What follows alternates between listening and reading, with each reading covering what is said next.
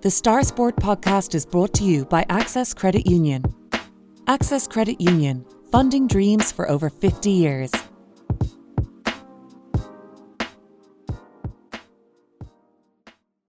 Close your eyes and pull like a dog.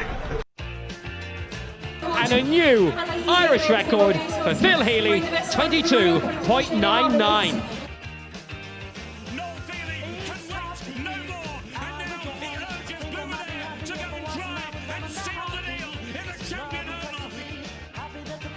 Christy Cooney hands over the Sam Maguire Cup to Ger McCarthy, Cork All-Ireland champions for the 7th time ever. So hello and welcome to another edition of the Star Sport podcast. I'm your host Matthew Hurley and I'm joined today as always by Star Sport editor Ger McCarthy. The Star Sport podcast is brought to you in association with our friends at Access Credit Union. Access Credit Union, where your bank really does matter. Choose credit union, choose local, choose community. Now later on the show we will be joined by friend of the podcast Ger McCarthy to discuss this weekend's Beamish Cup final between Clonakilty Soccer Club and Ardfield. The final will take place this Sunday at 12:30 in Turner's Cross. But first we'll look at some main stories across West Cork sport that happened over the last few weeks and a bit of what's happening in the weekend coming. We'll start off as always really with the Cork footballers. They're in action on Sunday in Super Valley Park Kiev at 2 p.m. against Louth. And to be fair, Kieran, Cork are on 4 points, Louth are on 4 points. Relegation is just around the corner. You look at the Talton Cup, that's quite a possibility as well. I don't think there's any word that epitomises this game more so than must win. That's exactly it.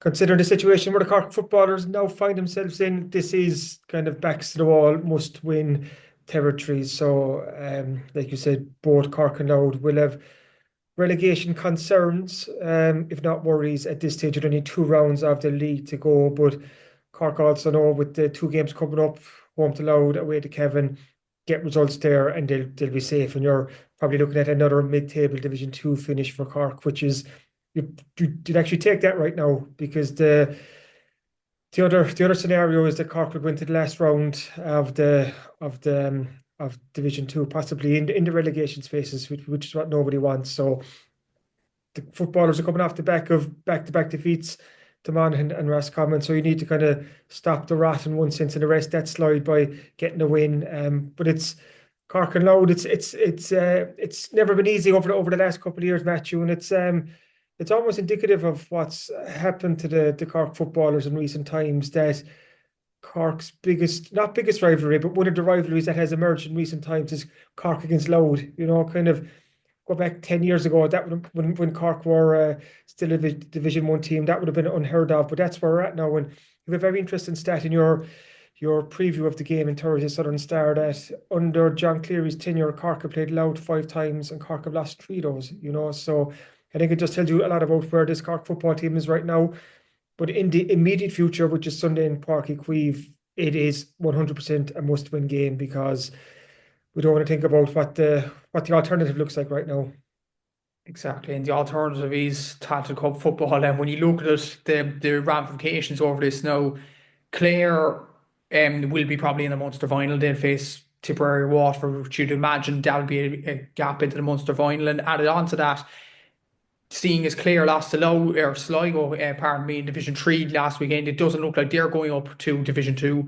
Down, if they go down, pardon the pun, to Division 3, they already won the Talton Cup last year, so they're guaranteed to play. So that's 2 places guaranteed for sides that are underneath Cork at the moment. So even if Cork don't go down, like I would say 5th, 4th maybe, is probably the minimum that Cork need to survive in order not to get to the Talton Cup, because reminding our viewers and all that as well, Cork will play Kerry in the Munster semi-final if they get past Limerick. So it's not going to be easy, and Cork will have to win this game to get to 6 points. And then the game after that against Cavan is a must-win as well, considering the position they're in at the moment. And I'm sure John Clare and his team don't want to be in the Talton Cup towards the start of May.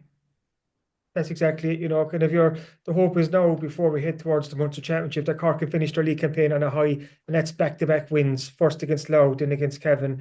I suppose there's a couple of benefits to that.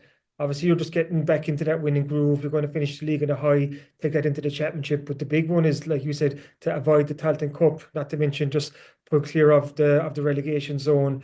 The Cork footballers were away on a training camp, so you hope they'd come back with a bit of a pep in their step, kind of we saw it last year, there was a bit of a kick after training camp, and having those 4 days together, kind of morning, noon and night, to work on various things. You'd hope we'll start to see the fruits of that labour starting this Sunday. It's a big game for the Cork footballers, especially when you see like the likes of the hurlers kind of on the cusp of getting to a league final, and the Cork Camogie team going quite well, and the Cork ladies footballers about to get promoted to the Division 1 in the next couple of weeks. Kind of, it's just, you don't want the men's footballers to be left behind, but that's what's happening right now. So just need to turn the ship around, just 2 feet in a row, just kind of stop that and just get back to winning ways. And it all starts against Louth, but like you kind of made the point too that Louth have a fair few injuries, don't they, coming down here? Like it's not a kind of a full. It will definitely won't be a full strength Louth team that we see on Sunday. No, not at all. For example, their all-star for 2024, Craig Lennon, who scored a lot from play coincidentally last season from wing back, he's definitely out for this game. He got a bad injury against Roscommon in round 2. It looks like he's out. Kieran Downey, Kieran Keenan, who'll be 2 key figures for Louth in the half-forward line / corner forward positions. They probably won't be there either. I don't think Bevan Duffy's going to make it. Dan Corcoran won't either. You added on to the fact as well, out of Louth, 121 against Monaghan in round 2. 112 came from Samurai Freeze as well. And that's another thing for Cork. They need to stay disciplined, because like if they concede any free within, I'd say, 50 metres, Samurai will put it over the bar. And Cork will have to, stay disciplined and all that. They didn't do so against Roscommon, and they didn't do so against Monaghan, conceding 1-9 from frees in both of those games. That's not really good enough if they are to beat Louth in general. But like, it is a Louth team that are struggling in terms of injuries. There's been a lot of complaints in the camp that it has been left behind and things like that. Craig Lennon would have been a main player for them. They're looking at Samuel Roy a lot in terms of inspiration and things like that as well. So I think the key thing here is just not to concede stupid frees. That's probably the main thing from a Cork point of view this weekend, just to stop the influence of Mulroy as well. Exactly, like you said, Cork need to keep their discipline, kind of not give away silly frees, also stop conceding goals. Kind of seen, I think it's 7 goals in the last 3 games. So I know there's a lot of if Cork can do all these different things, but that's where we're at right now. So it's pointing to it's really hard to know what could happen on Sunday, because I'm just looking forward to seeing what iteration of Cork we see now after the training camp, having that little bit of a break since the Roscommon game, because Cork will be smarting after that. Like, to suffer a 14-point loss at home, it's just not good enough, and that's why we've seen the different conversations start now in recent times. Is it, where does the Cork football team go from here? But like in any sport, almost results can dictate the mood. So if Cork can get a couple of wins back under their belt, all of a sudden the mood music changes. But it all starts in Páirc Uí Chaoimh on Sunday, sorry. And it should be an interesting game and a must-win for the Cork footballers this Sunday, no doubt about it. Looking at the teams that are winning on a Cork standpoint at the moment, and no more so than the hurlers, their recent game against Clare in Ennis at the weekend, they beat Clare 6-20. Yes, I'm reading that correctly, to 23 points in Ennis last Sunday. A magnificent performance by the hurlers. Brian Hayes getting a hat-trick, Declan Dalton getting 2 goals there as well, and Shane Barrett getting a goal early on. This was a fantastic display by Pat Ryan's side, and probably the best kind of revenge they can get on this Clare team, just to get used to beating this Clare team as well. But some Cork fans may argue as well, the big game against Clare in Ennis is going to be on Easter Sunday in the Munster Senior Hurling Championship. But then again, this is a magnificent performance. To put 6 goals past the All-Ireland champions in their own backyard, it's a brilliant performance by Pat Ryan's side. 100%. Like, and I agree with the sentiment that the bigger battles are to come down the line when they come to the Munster Championship. But at the moment, they're dealing with the league, and Cork can just go out and do what they can in the league, and to go up into Ennis and beat the All-Ireland champions so comprehensively in their own backyard, like that's a good boost for Pat Ryan's team heading into their final league game the weekend after this. And it also puts Cork on the cusp of getting to the league final. And we've spoken about this an awful lot, Matthew, on this podcast, the value and the benefit it would have for the Cork hurlers to to get some silverware under their belt. And first off, Cork need to get to the league final, and then they need to kind of obviously see what that will take them then. But it's all kind of positive steps in the right direction. Okay, the Munster Championship, the All Ireland Championship, they are the big trophies that Cork want to get their hands on. But we saw last year with Clare in the league what winning the Division 1 title did for them in terms of what followed later in the summer. So it's been a really solid start with a big game coming up now. I think it's Galway the weekend after next, isn't it? Which is effectively a kind of a semi-final shootout, isn't it? Because the winner there will probably finish in the top two. I'm looking at the table here. So it's kind of, you've a couple of big games coming up, but it's so far so good. It is definitely. That could all change at the weekend. Limerick play against Kilkenny this weekend in Nolan Park, and Limerick, if they win that game, that could all swing it then. And then Limerick in their last game are playing Wexford, a side that is, well, not officially down just yet, but they are really down when you look at the points difference and things like that. If Limerick put up a score on them, they could overlap Cork in terms of scoring difference. So maybe it's important for the Cork hurlers to put a score on Galway if that is the case. But it's kind of hard to tell at the moment. And then again, you could be still a Limerick and Cork final, because there is the scenario to tip lose to Clare. So there's a lot of scenarios that can happen in the next few weeks, I'm guessing. Yeah, it's going to be an exciting into the hurling league campaign. But like Cork are where they want to be, they're in the mix for a league final spot, and it's that's far better than being stuck down the other end of the table. If the likes, I'm looking there, the likes of Clare are on Clare on 2 points, Wexford 2 points, even Kilkenny on 4 points. So Cork are probably where they want to be right now in terms of just pushing for silverware with big games to come, and it's just the preparation that they need for the Munster Championship that isn't too far away now at this stage. Like we're almost mid-March, like it's St. Patrick's Day on Monday, so the year is starting to fly by already. We're almost a quarter of the way through the year, Matthew. I'm not trying to wish time away, but that's how fast this year is moving. Kind of so the Cork hurlers will want to kind of be finding their best form in the next couple of weeks, and just see where that takes them. And to go up to Clare and put 6 goals past them, that is a step in the right direction. It definitely is, and it was a brilliant performance by the hurling team over the weekend, and it was also equally a brilliant performance by the Camogie team over the weekend as well.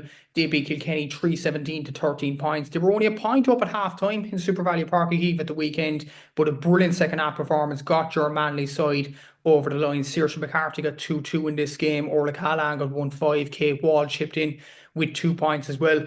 Oh, you have to add as well, Millie Condon starting in midfield from Bandascarty, obviously getting her first senior start in the Cork Camogie team, which is a brilliant achievement by Millie as well. But a brilliant performance by the Cork team at the weekend. Yes, Kilkenny are kind of a team in transition at the moment, and they aren't probably up to the levels of even Tipperary or Galway just yet, who Cork play in their next 2 games. But Ger Manley's side can only play what's in front of them, and that was a brilliant performance at the weekend. Exactly, and we're kind of getting used. Well, we are used to that from this Cork team. Back-to-back All-Ireland champions going for the 3 in a row later in the year. It's almost kind of hard to put your finger on why Cork hasn't won a league title. I think is it 10 years, Matthew? It's something like that. So it's kind of maybe the route to kind of set that record straight this year, and it would be the ideal preparation for, again, what's to come later in the year in terms of the Munster and All-Ireland championships. But they took care of business on last weekend against Kilkenny. Power pack second half display. Ger McCarthy, like you said, 2 goals. Ger Manley was so full of praise for Saoirse after just calling her a brilliant hurler. And you can see why. For the previous 2 seasons, Saoirse has been nominated for the Senior Camogie Player of the Year. She's won 3 All-Stars in a row. Like, she's just maturing and developing into such a key player for this Cork team, and she just seems to be getting better and better and better, which is good for Cork. And you talk about the likes of Millie Condon there, and there's so many young players in this Cork team too. I know there's a great mix across the right across the kind of the from the youth and experience and so on. But the likes of Millie and Saoirse and Fiona Keating and all these young players, you know, kind of it's so kind of encouraging for the future of the Cork Camogie team. But as for the league right now, like with the men's hurlers, so far so good. Exactly, yeah. The only Camogie team in Division 1B or 1A, should I say, that have a 100% record as well after Galway lost to Tipperary. So it's a brilliant start for Ger Manley's side, and they'll go into the last 2 games against Tipperary and Galway with a lot of confidence. Sticking with Gaelic games, there was a win for a West Cork school at the Simcox Cup final. Well, it was an all West Cork final. Hamilton High School Bandon beat Skibbereen Community School by a score of 11 points to 1-6 in this final. And in a year where Hammies got to the semi-final of the Curdy, yes, got beaten comprehensively by Mercy Mountach in that particular game, but they've had a brilliant season, and their manager Paddy Lorden deserves a lot of credit, I'm guessing, for this brilliant display over Skibbereen Community School in this game as well. And I know it was 11 points to 1-6, and Skib could have got a goal towards the end from what I was reading as well, but by the looks of the scores and everything like that, Hammies deserved their win in this game in Páirc Uí Rinn. Yeah, super win for the Hammies. Their first ever Simcox Cup final win. They'll be celebrating in the Bandon School this weekend, and so they should. Like, it's been a super season for the Hammies. Obviously, winning the Simcox, they've got some silverware now to kind of wrap their hands around and kind of almost this physical representation of success. But even if we're going back to their Clonakilty run, actually, like, to kind of beat a couple of Kerry schools along the way, like Dingle and Pobble Skull, Inverskena from Clare as well. Okay, lost to Mercy Mountach in the semi-final, but you're almost kind of Mercy Mountach on a different level to every other school in the Clonakilty this year. So it's been a really, really good season for the Hammies, for their senior football team. I suppose a word too for Skibbereen Community School, getting to the Simcox Cup final again. You know, I think it's 2 or 3 times in the last 3 or 4 years that they've reached the final. They won it themselves back in 2022. So it's just good for the school, for the clubs in and around Skibbereen Community School, that their players are being exposed to the kind of Cork College's kind of senior A football final. I think that's kind of that's a kind of something that all the clubs, local clubs, can take away. But no, a great win for the Hammies, and they can read all about it in Thursday Southern Star.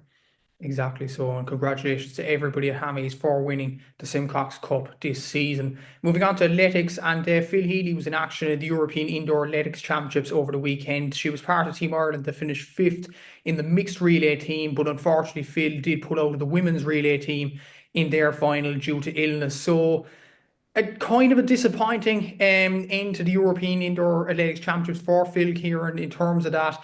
I'm guessing she'd be very disappointed to pull out through illness in the women's relay team in particular. But in the mixed relay, they were in that race for some stages of it, but ultimately it just wasn't to be. Yeah, we were talking to Phil for last week's Southern Star, and she was making a point that this would be her last Euro indoors, because she's 30 years of age now. The Euro indoors are held every 2 years, so they're not on again until 2027 when she'll be 32. So the odds are that Phil won't be around for those. Like, who knows? You know, in sport, you never know what the future holds. So Phil was hoping to, maybe not going to Blades of Glory, but hoping to kind of just definitely be in contention for medals and with both the relay teams. So it started off with the mixed relay team first. Phil ran the second leg over in Apeldoorn in the Netherlands, and when she took the baton from Conor Kelly, Ireland were in 6th place, and like, she battled hard to hand it over to Marcus Lawler, who gave it to Charlene Maudsley, and Ireland finished 5th overall, but they were just a bit off the medals. But I suppose, to put it into perspective, from the Irish mixed relay team that won a medal at the gold at the European Outdoor Championships last summer, Charlene was the only starter from that. So there was a lot of change, you know, kind of obviously there was no Rashida Adelecki, who set out the kind of indoor season. Sophie Becker's been injured as well. Thomas Barr's retired. So there's been it wasn't the relay teams that we've seen last year who travelled to this Euro indoors. So and just almost to highlight Phil's experience, Conor Kelly, who she picked the baton off, Conor ran the first leg. He's 17, you know, and Phil is 30, you know, and she was joking about that before she went away, that she'd have to bring up the average age of this Irish relay team. So that was last Thursday night, and then the women's 4x4 final was on Sunday, but before that Phil had to pull out just through illness. And the 4 athletes who took to that final, the 4 Irish women, who ended up finishing in 6th place, it was a kind of none of those were on the starting Irish team that won that raced at the Olympic final last year or won silver in Rome, because there was no Charlene Maudsley, who got injured, over the weekend. No Phil, who was sick, nor Rashid Adeleke, like I said, who set out the indoor season, and no Sophie Becker, who was injured. So like the kind of, you call them the main four weren't involved, but still an incredible experience for the other four runners to run in a Euro indoor final. But from Phil's perspective, not the Euro indoors that you would have been targeting, but that's such as the life of an athlete. Exactly so, and we'll hope that Phil does rebound from it in the next few weeks later on in the season. Moving on to the West Cork Rally now, and this is a staple of West Cork sport that is starting this weekend. This has been a staple in the West Cork sporting calendar since 1977, and as the year did turn out, the Galway International Rally was postponed. So this is actually the first event of the 2025 Irish Tarmac Rally Championship season. Of course, local man himself from Ballylickey, Keith Cronin, will be the favourite in this event. So what makes the West Cork Rally so special, Kieran? Like, it is the weekend of the year that everybody in West Cork sport kind of looks to. It's all over West Cork news as well, which helps. So yeah, it's going to be a special event, as it always has been for a very long time. Yeah, it's a huge event, and it's now like last year. It's over 3 days compared to 2 days before. So kind of starts Friday afternoon, evening into Saturday, then Sunday. And I think just motorsport is so strong here in West Cork. Like, there's such a love and passion for the sport, and we've seen that over the years. Like, this is just a kind of a hotbed for motorsport, and so many talented drivers and co-drivers coming from this area, and it's just the locality embraces it as well. And I think what helps too is when you have the likes of a Keith Cronin, who's a big name when it comes to Irish motorsport. He's obviously the reigning Irish Tarmac Rally Championship winner, having won the series last year with his co-driver Mikey Galvin. And Keith won the West Cork Rally last year, so he won on home soil, and he's the top seed, or the number one seed again this year. So there'll be so much local interest, and there's so many kind of local drivers involved as well, that everyone just comes out to see how they all do. So it's just a super weekend. Like, hopefully now the weather will be kind, that we'll have big crowds out, and it'll just be another huge success, like it has been over the last couple of years. You know, kind of this Clonakilty Park Hotel West Cork Rally, like it's just getting bigger and better, and the profile is growing. And it's just a huge event for West Cork. And we have a 2-page preview in Thursday Southern Star, where Martin Walsh kind of he goes through the main event, but also some of the local stories that make this event so special to so many local people. So it's I think it's a sporting occasion well worth going to see if you get the chance over the weekend. Exactly. So it is a definite must read in the Southern Star this week, that West Cork Rally preview. And finally, on the rugby, there was a story that broke just a few hours before coming on air here about Jack Crowley. Now, Jack Crowley's in the Irish team at the moment. He came on for the last few minutes in their defeat to France recently, which all but ends Ireland's hopes in the Six Nations. But I'm reading a tweet off rugby on TNT Sport here. Jack Crowley, a new shade of green. Reports suggest that Leicester Tigers are exploring the opportunity to sign the fly half in response to Henry Pollard's departure at the end of the season. Now, Leicester Tigers, they kind of know something is in Jack. He's an excellent fly half, obviously, but the potential to replace probably one of the best fly halves over the last 10 years in Henry Pollard from South Africa. It's a brilliant opportunity for Jack, but then again, you look at the other side of the coin, he won't be able to represent Ireland if he does move to Leicester Tigers. So it's quite an interesting story over the last few hours that just broke here. So what do you think of this? Should Jack take the leap of faith and go over to Leicester?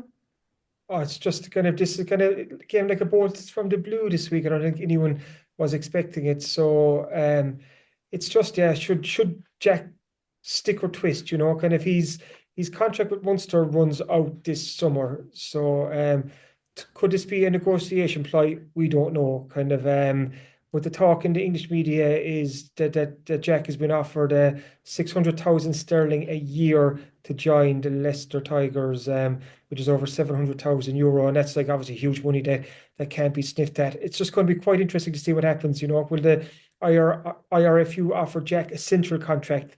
At the start of next season, only 14 Irish players will have central contracts. 11 of those will be with Leinster, only one from Munster, Tadhg Burns. So will the IRFU now offer Jack a central contract? It's hard to know what's going to happen here. if Jack goes to the Leicester Tigers, he'll be ineligible to play for Ireland. You know, that's kind of, which could sway Jack to stay, like, as that'll obviously be a burning ambition of Jack to play for Ireland. When you're looking at his kind of ongoing battle to become Ireland's number 10, even though it seems that Sam Brundagast is after being kind of ordained Ireland's new number 10, it hasn't even been a battle as such in this year's Six Nations. Brundagast has got the nod week after week after week, and Jack, to be fair, has even got a look in at number 10, which I don't know, like that's a whole other debate there. You know, kind of Jack coming on the full back instead of being tried at number 10 doesn't seem like it's been a fair battle in that sense. So if there is truth to the story that the Leicester Tigers want Jack Crowley, and if there is truth to the money that's been put on the table, like, he does have a decision to make for himself. You know, kind of when you look at the career of any sports person, you know, it's kind of you never know what's around the corner. You know, kind of, it really is a short career in terms of lifespan, because anything can happen at any stage just to cut it short. So I think Jack will have a decision to make, and it'll also be interesting to see what happens in terms of his contract, because what sort of contract will be put forward to him if his Munster contract is out this year. So I think, yeah, we haven't probably heard the last of this. Like I said, it's come out of nowhere this week. No one was expecting it, but it's going to be interesting to see how it plays out. I think immediately, in his immediate thought process now, will be the Ireland-Italy game in the Six Nations this Saturday. Team news will drop on Thursday morning whether Jack will get the start against Italy. You'd hope he would. Like, you really would hope he would. Like, kind of get a chance against Italy, and then maybe after that we'll start to see if there's any truth to these Leicester Tiger rumours. But just been a quite interesting 24 hours in terms of the Jack Crowley kind of story. Definitely has, and we'll see how that story develops in the next few weeks, and it should be interesting, I'm sure. We'll take a quick break now, and after the break we'll be talking all things Beamish Cup final. The Star Sport podcast is brought to you by Access Credit Union. Access Credit Union, funding dreams for over 50 years.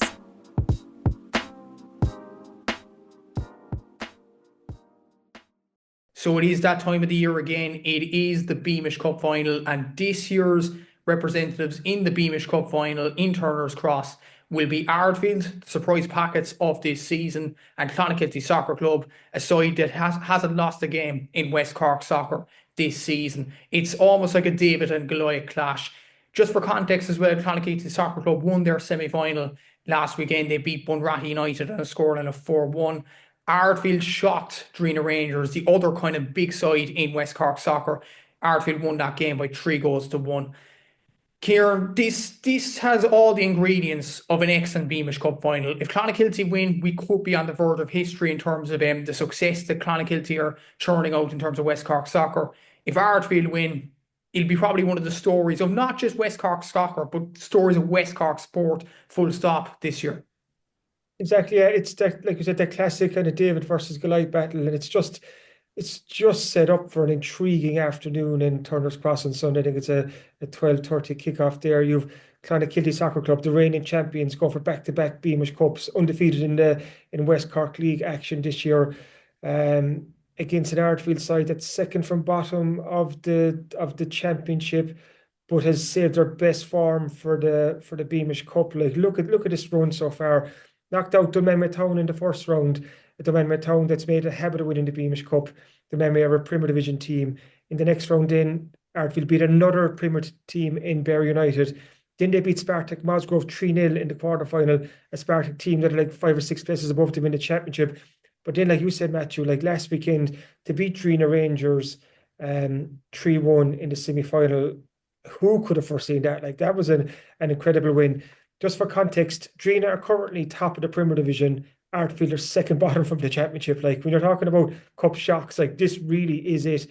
But there seems to be something about Ardfield in this season's Beamish Cup, where it's just bringing out the best of this team. It's just they seem so relaxed, such a carefree attitude to it, and that'll help them this week. This Sunday going up to Turner's Cross, like, they need to keep doing what they're doing, whatever they're doing. Just keep doing it. Do not change anything in the run up to the final, because it's worked so well for them. But they're coming up against a Clonakilty soccer team that doesn't know how to lose when it comes into West Cork League action. So it's so well set up. You know, hopefully now we get a cracking cup final up in Turner's Cross, like, in kind of what a great platform, what a great stage to host a game like this. Either way, Matthew, we're going to get a super storyline on Sunday, whether it's going to be Ardfield winning the cup, kind of another giant killing, or whether it's Clonakilty kind of rubber stamping their position as the number one team in the West Cork League at the moment. And I know yourself and Ger McCarthy had a super chat. Look ahead to this game, and it's time to hear from Ger now. So delighted to be joined on the Star Sport podcast this week by Ger McCarthy to discuss this weekend's Beamish Cup final between Clonakilty Soccer Club and Ardfield, which takes place in Turner's Cross this Sunday at 12:30. I suppose, Ger, it's the ultimate kind of David and Goliath Beamish Cup final this year, so it's a lot to look forward to. Yes, absolutely.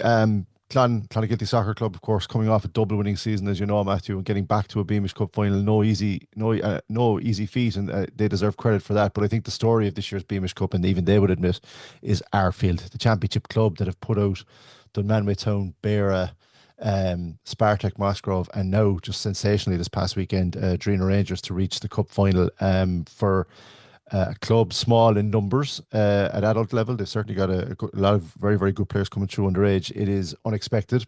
And it's the injection of interest, I think, that the Beamish Cup needed. No disrespect to all the other clubs that normally get there, but I think having a club that nobody really expected, including themselves probably, and their manager Johnny Lawless, and he'd probably admit that too. He said himself in this week's Southern Star, it is a bit like a fairy tale. So to get to Turner's Cross is a fantastic achievement, but knowing those players and knowing Ardfield and the kind of lineup they have, they are certainly not going to make up the numbers. A lot of local rivalry, clubs right next to each other, Ardfield and Clonakilty, for people who don't know, here in West Cork. So yeah, a lot of extra interest, I think, because of the fact we have an unexpected finalist. I suppose with the derby, the unexpected finalist, the fact it's on Paddy's weekend as well, I suppose it makes it even more special, this edition of the Beamish Cup final.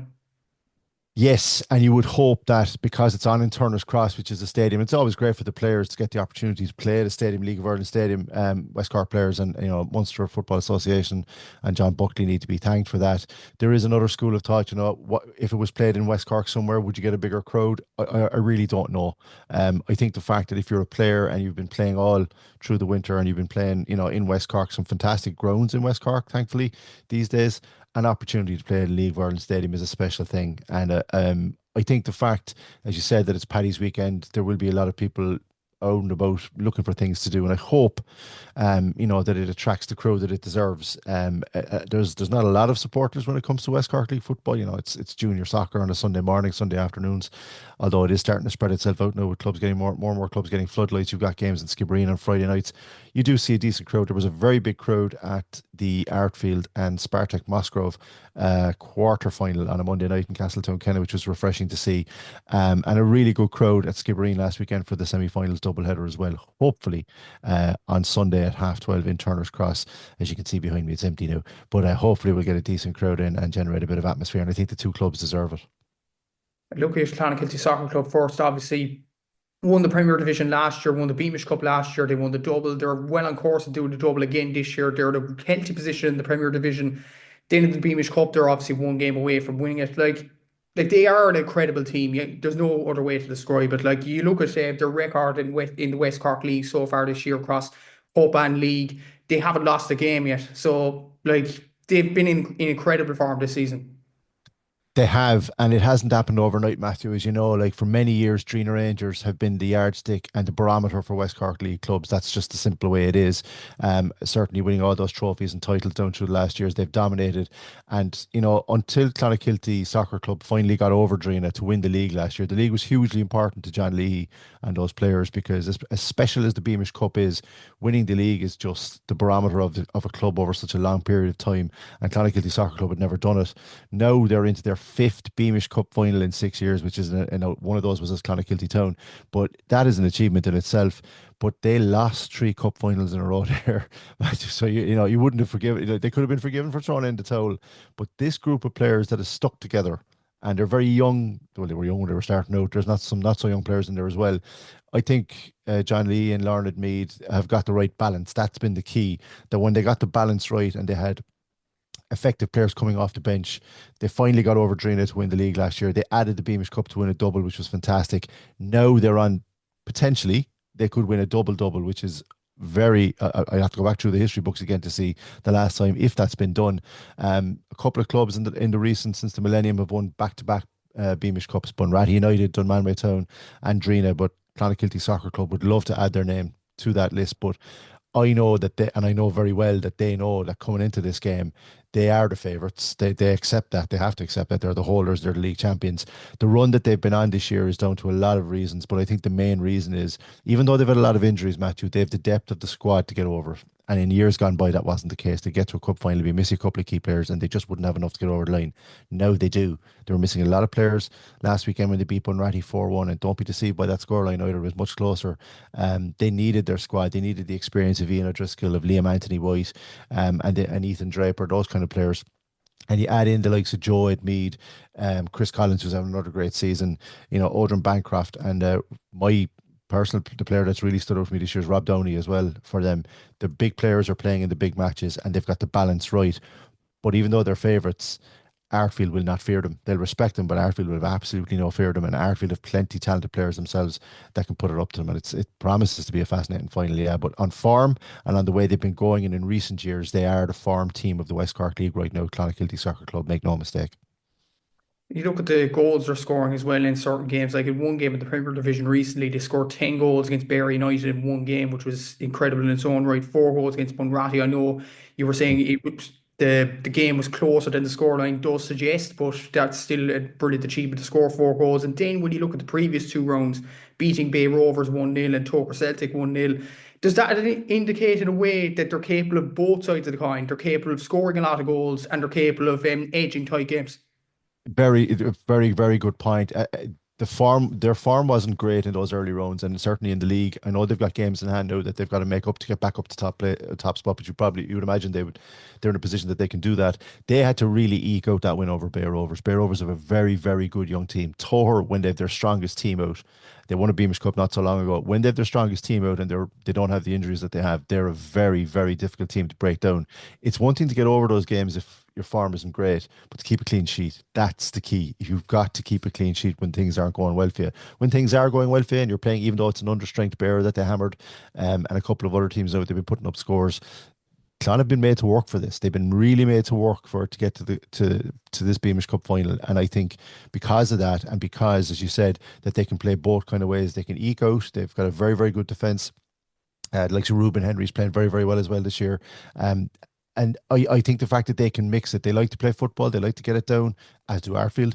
But I think Ardfield will be more direct in that they're always looking to get Paul Haddon and Conor Toomey on the front foot. They're their 2 main attacking threats, so you wouldn't expect them to do that. But Clon, they can go along to Joe Mead, he can hold it up and bring everybody else into play, or they can go wide. They've got wingers, they've got Chris Collins and one wing, Liam Anthony White and the other. They can mix it up.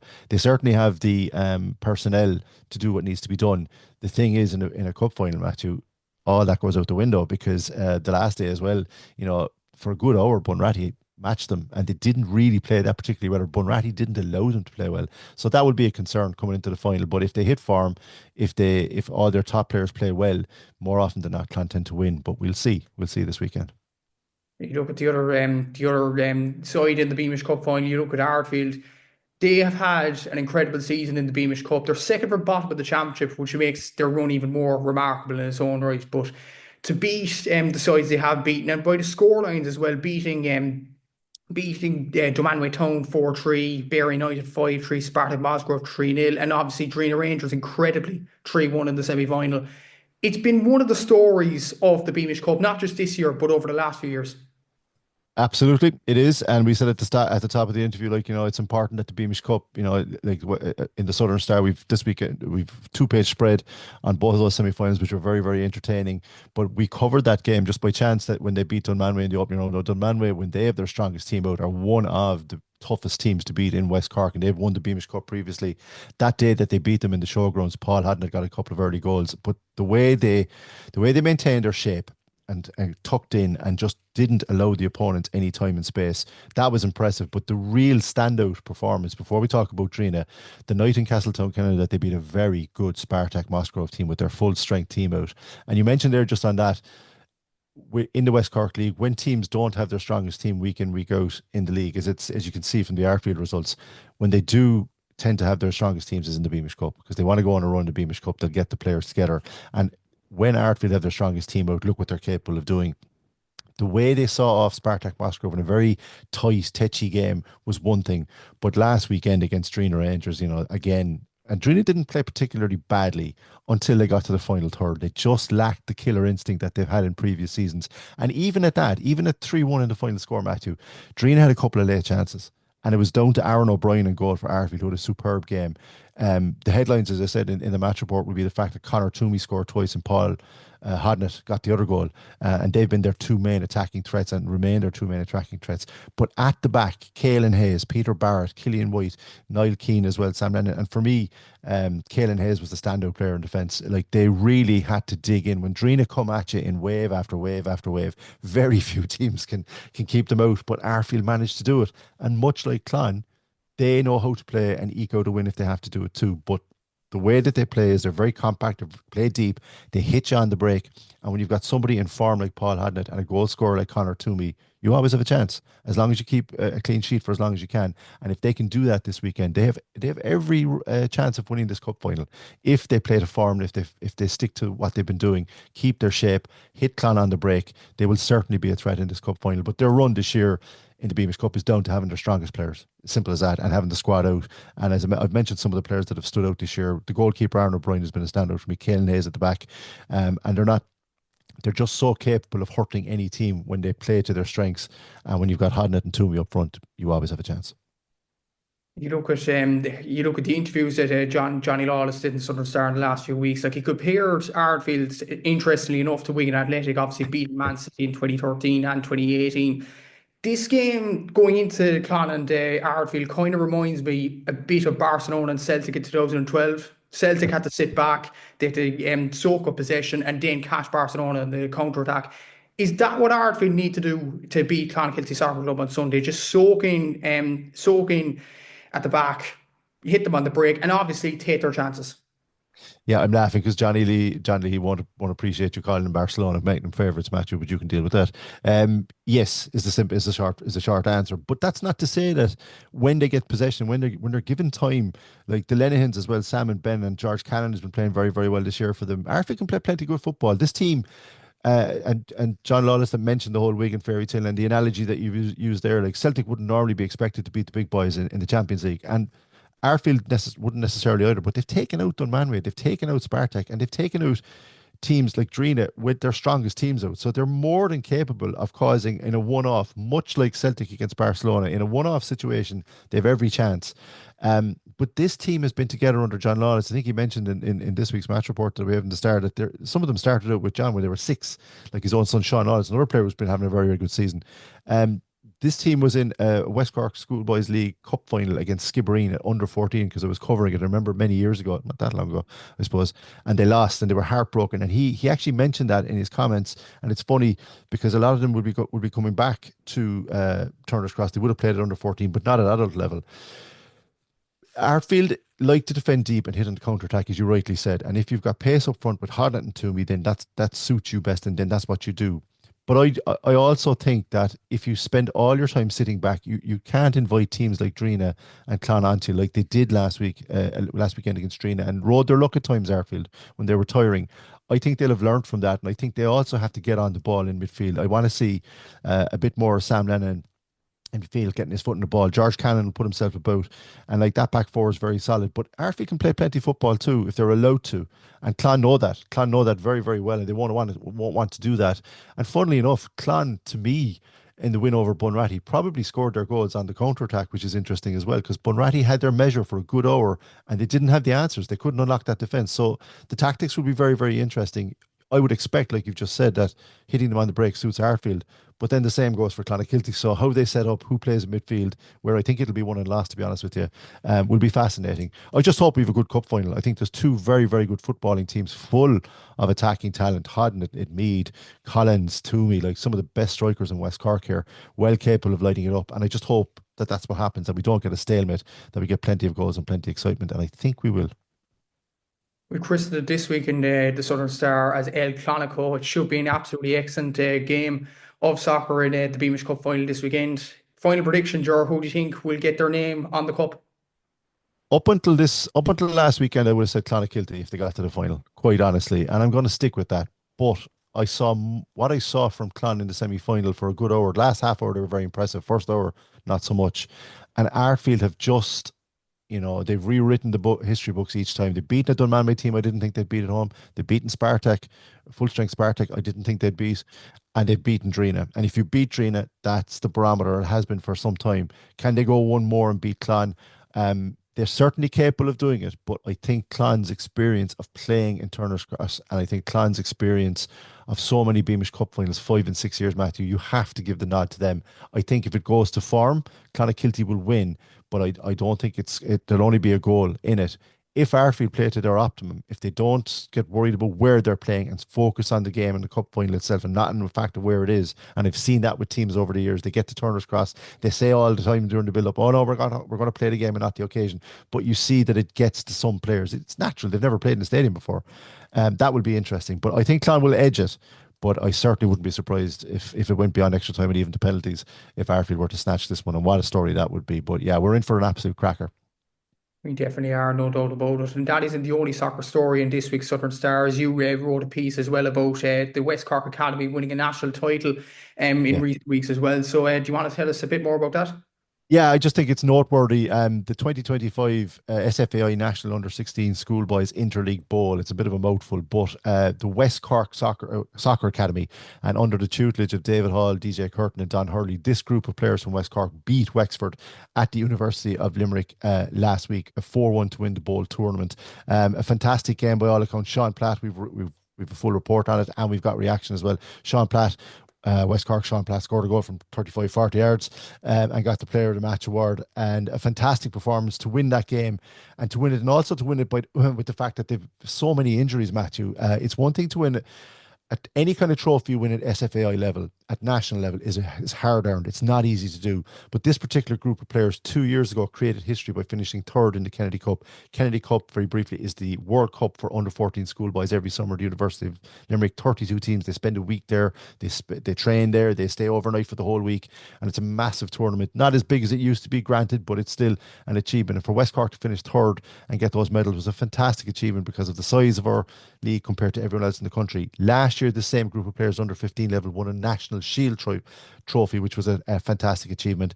And for the third year in a row, they've lifted silverware by beating Wexford to win the National Under-16 Bowl. Fantastic achievement, lovely story. We wrote about it in this week's Star. Well done to that squad and to the academy that keeps. Every year now they're picking up trophies year after year across all their age groups, and it's refreshing to see the West Cork Academy doing so well, and to beat Wexford at UL and in the manner that they did, it was fantastic, and well done to them. Absolutely. Congratulations to all involved there, and we'll be looking forward to the Beamish Cup final this Sunday, no doubt about it. Thanks, Ger, for coming on to the podcast today, and enjoy the game on Sunday. Excellent stuff. Thank you. The Star Sport podcast is brought to you by Access Credit Union.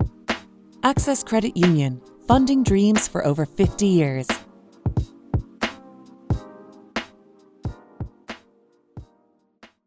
So it is that time of the week again where we look at what is in this week's Southern Star. And on Thursday here, there's a lot of sport going on this weekend, and I'm sure the sports section will cover all of it. So there's going to be a lot of action, I'm sure, in this week's edition. Yeah, it's an absolutely packed sports section this week. So we've a 2-page West Cork Rally preview where Martin Walsh talks us through what the weekend will look like. Obviously, the Beamish Cup, which yourself and Joe talked about just there. We've reports and reaction from the 2 semi-finals last weekend, as well as a big preview of the final itself. We also have a picture special from the recent West Cork Schoolboys and Schoolgirls League Awards night, where the region's top young soccer stars were honoured. So that's well worth checking out. And also for any fans of Hamilton High who want to recall and cherish their Simcox Cup final earlier this week, we have a full page on that as well. Also news on the Carberry Camogie team. They received kind of, I suppose, bad news, to put it that way, kind of late last week, that it looks like they can't field, or they won't be able to field in this year's County Senior Championship. So we've news on that. As well as that, we've all the news from the local news from the county hurling leagues that kicked off last weekend, including the Barry Row Argadine match, which was our feature county league match from the weekend just gone. John Hayes looks forward to the the Cork's game against Louth, where he says defeat is not an option, and you can understand why. Also, the county LGFA Under 21 championships kicked off last weekend, so Ger McCarthy rounds up that, and we've loads of other news in there as well. So it's an absolutely packed Southern Star Sport. So it's one that you don't want to miss on Thursday morning. Exactly so. And as usual, if you are further afield or can't make it to the shops, you could subscribe to the Southern Star e-paper and get the Southern Star on your laptop, tablet or phone. Just go to www.southernstar.ie/subscribe, enter your details, and you get an exact replica of the newspaper for less than €2 per week. As always, thanks for listening to the Star Sport podcast, and thanks again to our sponsors at Access Credit Union. If you've enjoyed this, please remember to rate, review and subscribe to the podcast wherever you get your podcasts, and we'll be back again next week. Until then, take care.